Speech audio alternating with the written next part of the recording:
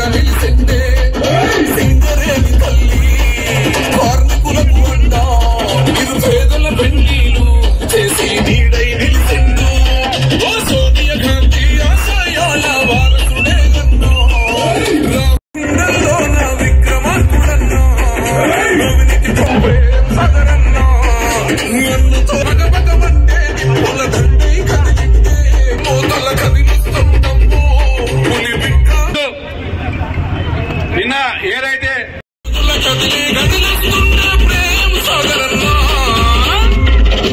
కాంగ్రెస్ జెండా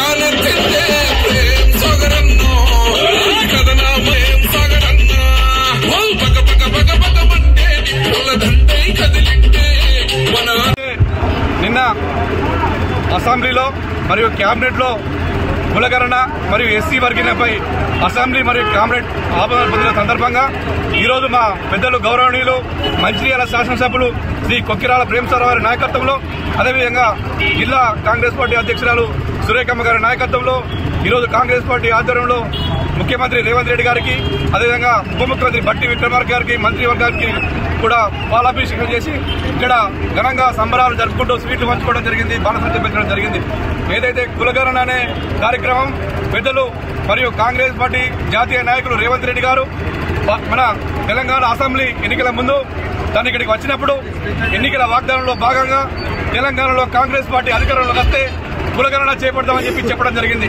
దానిలో భాగంగానే తెలంగాణలో కాంగ్రెస్ పార్టీ వచ్చిన తర్వాత పెద్దలు గౌరవనీయులు రేవంత్ రెడ్డి గారు ముఖ్యమంత్రి అయిన తర్వాత రేవంత్ రెడ్డి గారి నాయకత్వంలో మంత్రివర్గ ఉపసంఘం ఏర్పాటు చేసి దానికి ఉత్తమ్ కుమార్ రెడ్డి అధ్యక్షతన కమిటీ వేసి 160 కోట్ల నిధులతో కులగణన కార్యక్రమం నవంబర్ 6న కార్యక్రమం ప్రారంభం చేయడం జరిగింది. నవంబర్ 6 నుంచి డిసెంబర్ 25 కూడా కార్యక్రమం చేపట్టడం జరిగింది. దానిలో అన్ని వర్గాలకు, అన్ని కులాలకు న్యాయం జరిగే విధంగా సర్వే చేయడం జరిగింది. ఈ సర్వేలో దాదాపు 97% మంది కూడా ప్రజల కుటుంబాలు కూడా పాల్గొనడం జరిగింది. మరిన్ని వీడియోస్ కోసం ఛానల్ ని సబ్స్క్రైబ్ చేయండి. లేటెస్ట్ అప్డేట్స్ కోసం వాట్సాప్ ఛానల్ ని ఫాలో చేయండి. అండ్ లింక్ డిస్క్రిప్షన్ లో ఉంది.